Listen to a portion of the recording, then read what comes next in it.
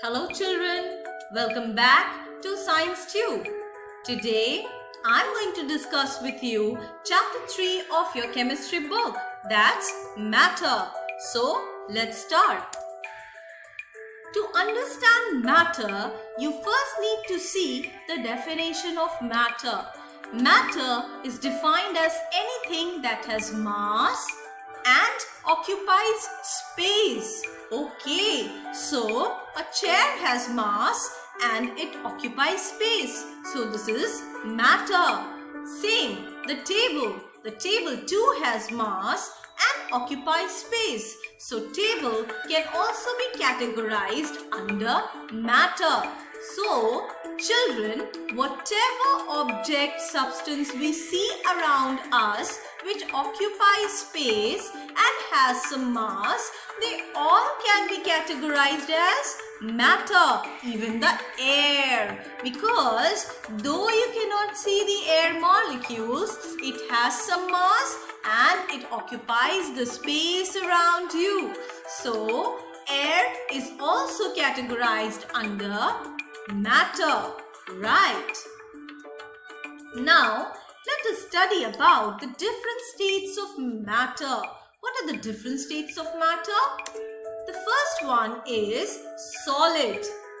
Solid, for example, ice.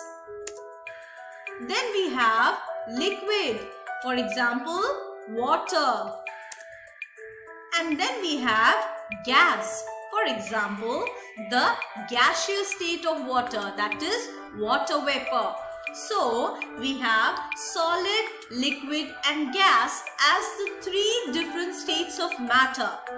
There is a must-know fact that recent studies have shown that there are two more states of matter other than solid, liquid and gas.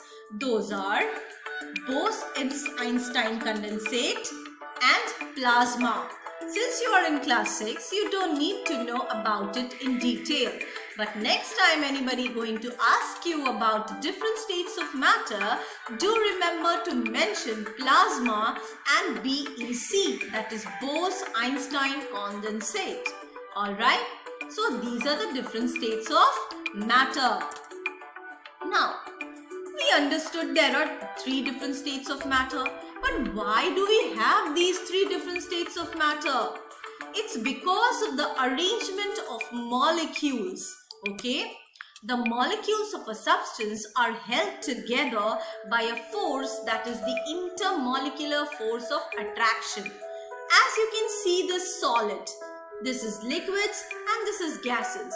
If you see the molecules of the solid, they are very closely packed. Okay, since they are very closely packed, the intermolecular spaces between them are very less. And since the intermolecular spaces between them is very less, the intermolecular force of attraction which exists between them is quite high. And vice versa. That is why the spaces between them is so less. So these are the arrangement of the molecules in solid. Now when we come to the molecules in liquid, you can see they are a little further apart. Why? Because the intermolecular force of attraction between the molecules of the liquid is lesser compared to solid. And hence the intermolecular spaces is more than that of solids. Coming to the gases, you can see that the molecules of gases are very much farther apart. The reason? Obviously, the intermolecular force of attraction or the cohesive force is very less in case of gases. Actually, it is almost negligible. Hence, the molecules of gases are very far apart. You see, as I told you, the space between the molecules of the substance is called intermolecular space. Now, let us study about solids in detail. You can see these are the molecules of the solid and they are vibrating about their mean position if you closely observe this. So in solids, the molecules are very closely packed. So the molecules of solid cannot move freely. They cannot move freely. They only vibrate in fixed position, as you can see in this figure. And that is why solids have definite shape and definite volume. So this is characteristics of solids, that they have definite shape and definite volume.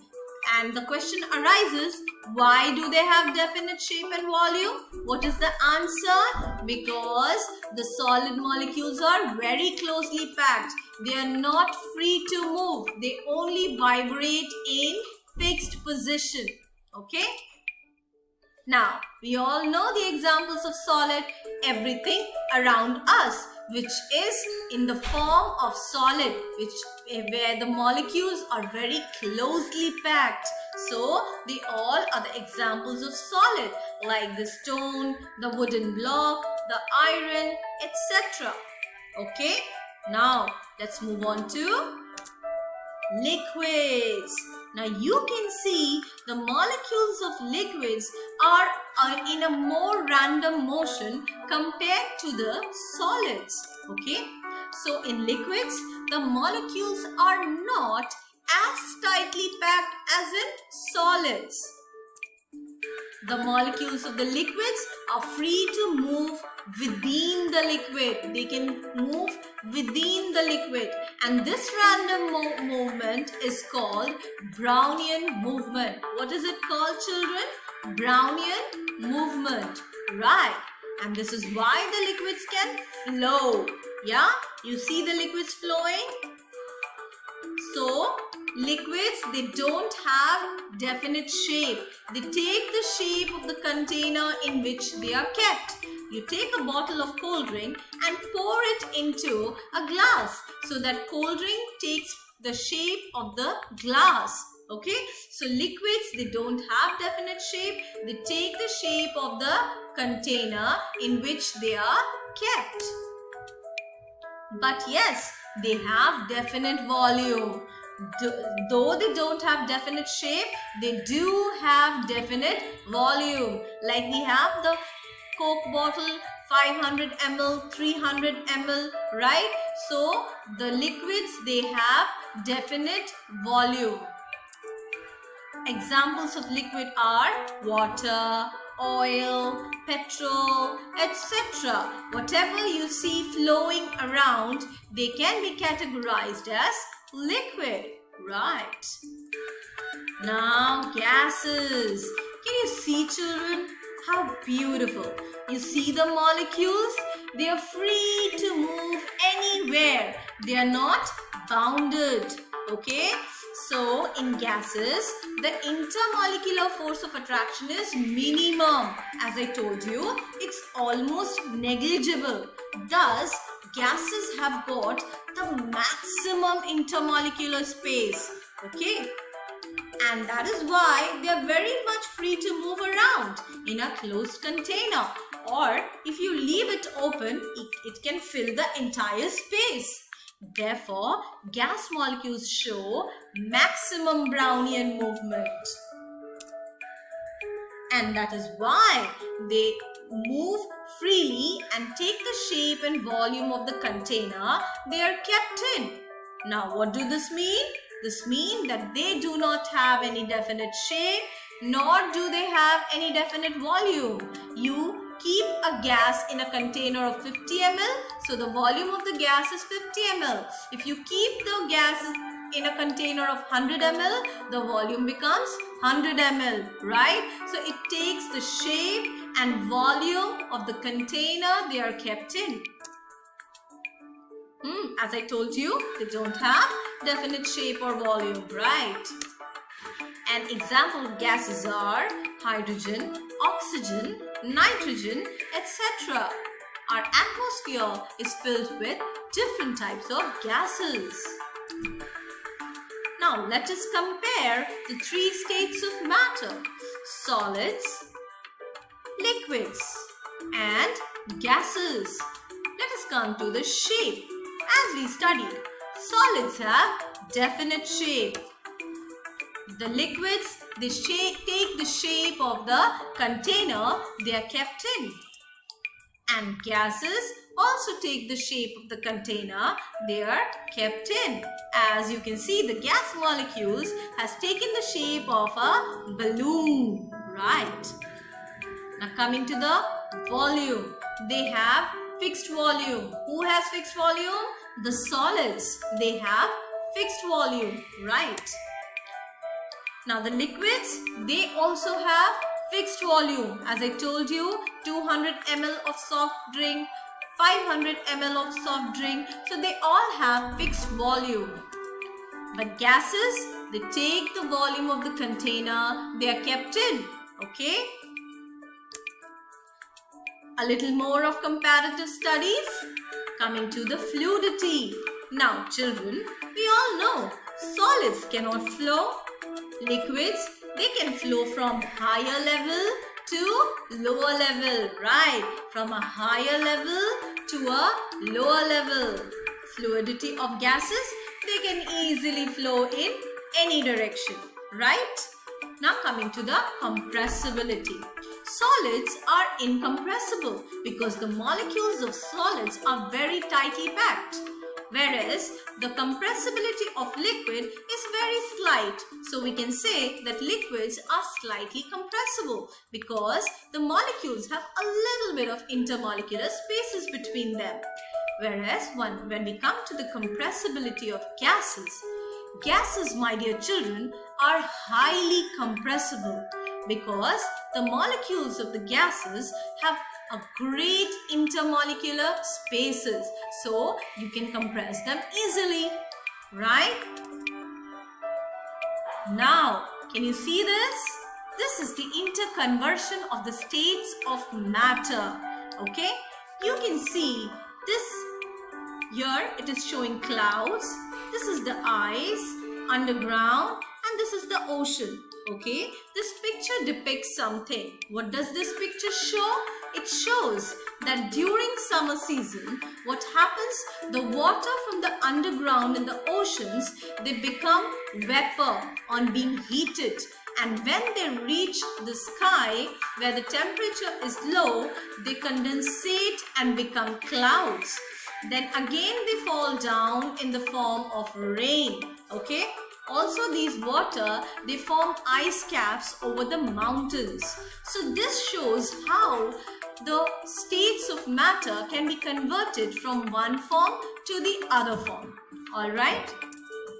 Let us do this in detail.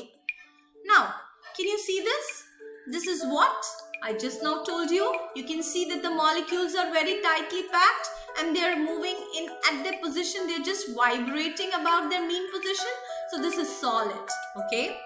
Now look at this one. This is liquid. As you can see, more random motion of the molecules. This is called the Brownian motion, okay? Now coming to the third picture, this is gases. Now, you see, the solid can be converted to liquid by a process that is called melting, okay? And the same liquid can be converted back to solid by the process which is called freezing, okay? So what is melting? The conversion of solid into liquid at a particular temperature is called melting. Same way, the process of conversion of liquid into solid at a particular temperature is called freezing. Now, coming back to this one. You can see that the liquid is being converted into gases. When the liquid converts to the gases, the process is called evaporation. Okay?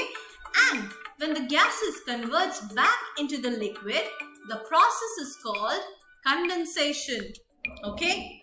Now you see here, there's a direct conversion of solid into gas molecule. This process is called sublimation.